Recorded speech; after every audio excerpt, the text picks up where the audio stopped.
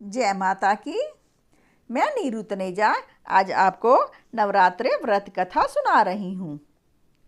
बृहस्पति जी बोले, हे ब्राह्मण, आप धर्मात्मा, कुशाग्र बुद्धि तथा चारों वेदों के ज्ञाताओं में श्रेष्ठ हैं।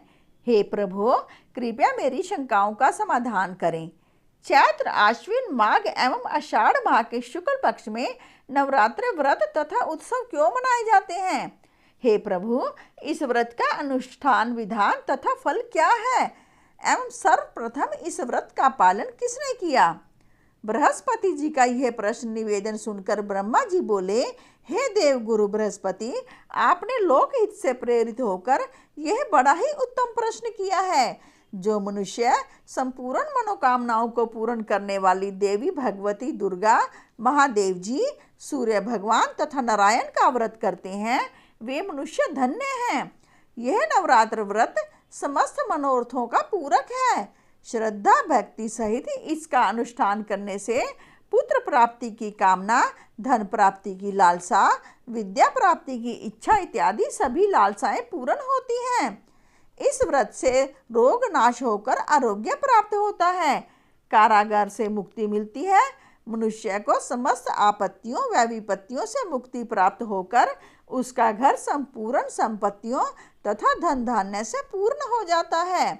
बंध्या तथा काक बंध्या स्त्रियां इस व्रत के पालन से पुत्रवृत्ति हो जाती हैं। सभी शुभ मनोकामनाओं की पूर्ति होती है। ऐसा कोई मनोरथ नहीं है जो इस व्रत की कृपा से पूरा ना हो सके। जो मनुष्य देव दुर्लभ मानव काया को प्राप्त करके भी इस उत्तम व्रत का अनुष्ठान नहीं करते, वे अनेकों कष्टों और दुखों को भोगते हैं। जो सौभाग्यशाली सधवा स्त्रियां भूल या प्रमादवश इस व्रत का पालन नहीं करती हैं, वे पति से हीन होकर अनेकों दुस्सह कष्टों और व्याधियों को भोगती हैं। यदि व्रत धारण करने वाला मनुष्य दिन भर उपवास ना कर सके तो उसे एक बार भोजन कर लेना चाहिए तथा उस दिन बंधु बांधवों सहित भक्तिपूर्वक दुर्गा जी की नवरात्रि व्रत कथा का श्रवण करना चाहिए। हे बृहस्पति, इस व्रत का सर्वप्रथम अनुष्ठान करने वाले भक्त का पवित्र इतिहास मैं तुम्हें सुनाता हूँ, तुम श्रवण करो। ब्रह्मा जी बोले, देवी भगवती दुर्गा का अनाथ नाम का अनन्य भक्त ब्राह्मण पीठल नाम के मनोहर नगर में रहता था।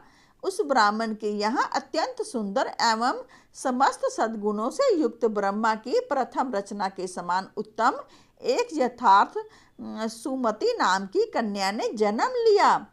शुक्ल पक्ष के चंद्रमा की चंद्रकला वृद्धि के समान वह कन्या पिता के उत्तम लालन पालन में सहेलियों के साथ बाल क्रीड़ा करती हुई आयु वृद्धि को प्राप्त करने लगी। कन्या का पिता दुर्गा जी की पूजा तथा ध्यान नियमित रूप से प्रतिदिन किया करता था। पिता के इस पूजा काल में वह भी नियमित रूप से उपस्थित रहती थी। एक दिन सुमति अपनी सहेलियों के खेल में इतनी तल्लीन हो गई कि वह देवी दुर्गा की पूजा में उपस्थित ही न हो पाई। पुत्री की इस असावधानी पर उसका पिता बहुत क्रोधित हुआ और उससे बोला, अरे दुष्ट पुत्री, आज प्रातःकाल तुमने भगवती दुर्गा की पूजा अर्चना नहीं की है। इस कारणवश तो मैं तेरा विवाह किसी कुष्ठ रोगी अथवा दरिद्र के साथ करूंगा। पिता के ऐसे कटु वचन सुनकर सुमति बहुत दुखी हुई और बोली, पिताजी, मैं आपकी कन्या हूँ तथा सब प्रकार से अधीन आपके आश्रय में हूँ। आप जैसा चाहो वैसा करो। राजा, रंक, कुष्ठ, दरिद्र अथवा जिसके साथ चाहो मेरा विवाह कर दो। पर मेरा यह अटल विश्वास है कि जो मेरा भाग्य लेख होगा, अर्थात जो मेरे भाग्य में लिखा होगा वही होगा। मनुष्य अनेकों प्रकार के मनोरथों की कामना करता है, लेकिन उसे वही प्राप्त होता है जो ईश्वर लिखित भाग्य लेख होता है। मनुष्य को उसके कर्म के अनुसार फल प्राप्त होता है, क्योंकि कर्म करने में मनुष्य स्वतंत्र है, किंतु फल प्राप्ति में ईश्वर के अधीन है। अपनी कन्या के ऐसे कठोर निर्भय वचन सुनकर वह ब्राह्मण और भी क्रोधित हो गया और घृत पड़ने से अग्नि प्रज्वलित होकर भड़क उठती है। वास्तव में उस ब्राह्मण ने अपनी पुत्री का विवाह एक कुष्ठी के साथ ही कर दिया और क्रुद्ध होकर पुत्री से कहा, देखना है कि केवल भाग्य के बल पर क्या होता है। अब वह कुष्ठ तेरा पति है, जाकर इसके साथ अपने कर्म का फल भोग। पिता के ऐसे निर्दय कर्म और वचनों से पुत्री बहुत दुखी हुई। वह मन में विचार करने लगी, यह मेरा घोर दुर्भाग्य है जिस कारणवश मुझे ऐसा पति प्राप्त हुआ। अपने दुर्भाग्य और दुख पर इस प्रकार दुखी होती संताप में व्यतीत की। उस निर्धन ब्राह्मण कन्या की ऐसी दुखद और दशा देखकर भगवती दुर्गा पूर्व पुण्य प्रकाशवश प्रकट हो गई और उस ब्रह्माणी सुमति से बोली, हे दुखार्थ ब्राह्मणी, मैं तेरे ऊपर प्रसन्न हूँ, तू मुझसे मनवांछित वर मांग ले, मैं प्रसन्न होकर मनवांछित वरदान देती हूँ। देवी भगवती दुर्गा के ऐसे वचनों को सुनकर ब्रह्माणी कौतूहल पूर्वक पूछने लगी, हे देवी, आप कौन हैं तथा मेरी किस सेवा से मुझ पर प्रसन्न हैं? कृपया संपूर्ण वृत्तांत स्पष्ट करें। भगवती दुर्गा ने कहा, मैं ही आदि शक्ति हूँ और मैं ही सरस्वती ब्रह्मा विद्या भवानी दुर्गा हूँ। मैं प्राणियों के सत्कर्म से प्रसन्न होकर उनके दुख दारिद्र्य का नाश करती हूँ तथा उन्हें सुख ऐश्वर्य प्रदान करती हूँ। ब्रह्माणी, मैं तुम पर तुम्हारे पूर्व जन्म कृत पुण्य प्रभाववश प्रसन्न हूँ। मैं तुम्हारे पूर्व जन्म के जीवन चरित्र को बताती हूँ, ध्यान पूर्वक सुनो। अपने पूर्व जन्म में तुम एक भील की अत्यंत पतिव्रता पत्नी थी।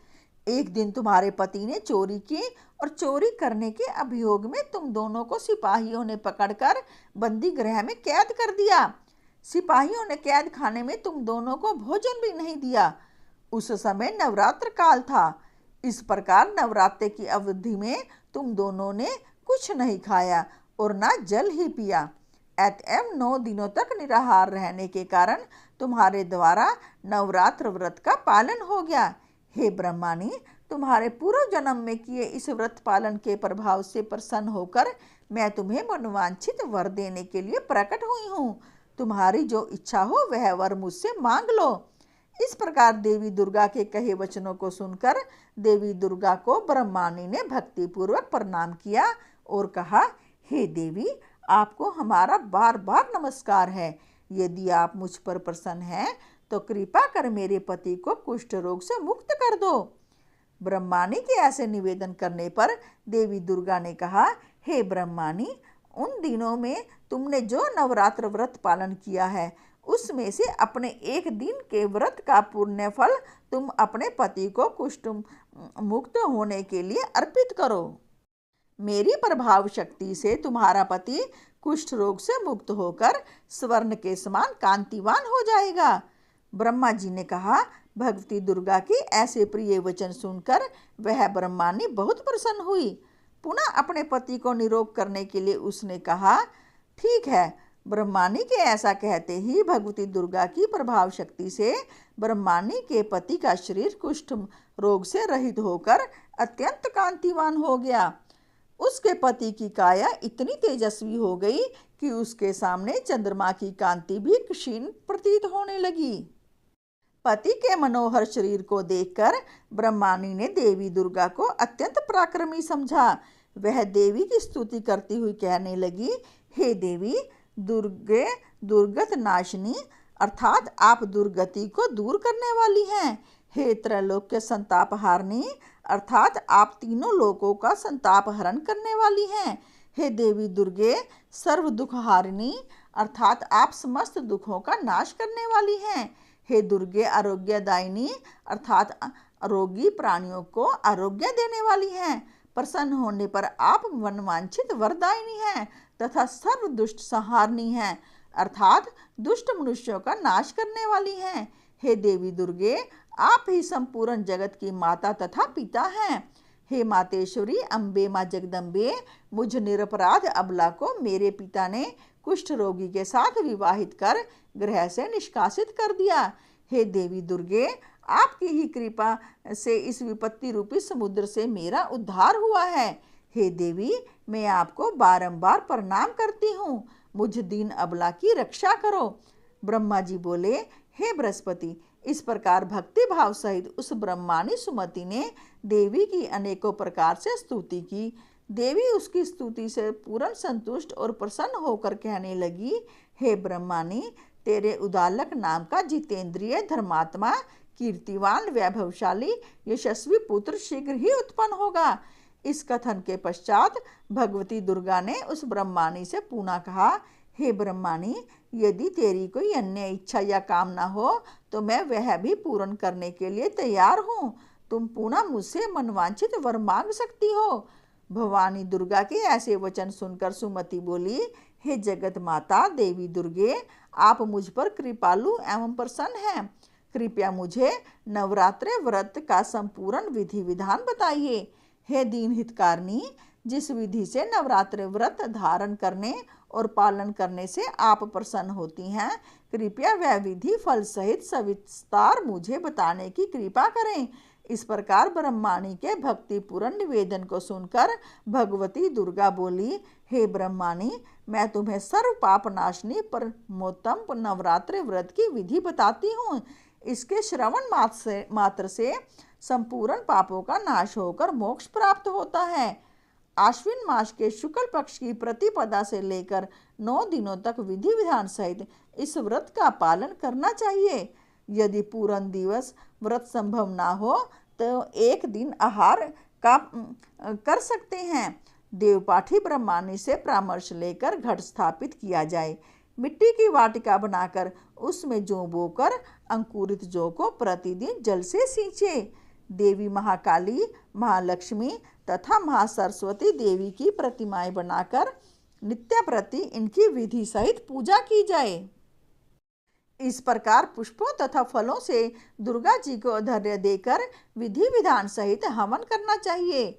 गेहूं, तिल, जौ, बिल्व, नारियल, दाख, खांड, शहद, घी, कदम्ब इत्यादि से हवन करें। गेहूं से हवन करने से लक्ष्मी की प्राप्ति होती है। खीर से तथा चंपा के पुष्पों से हवन करने से धन वैभव प्राप्त होता है। बिल्व पत्रों से हवन करने से तेज और सुख की प्राप्ति होती है।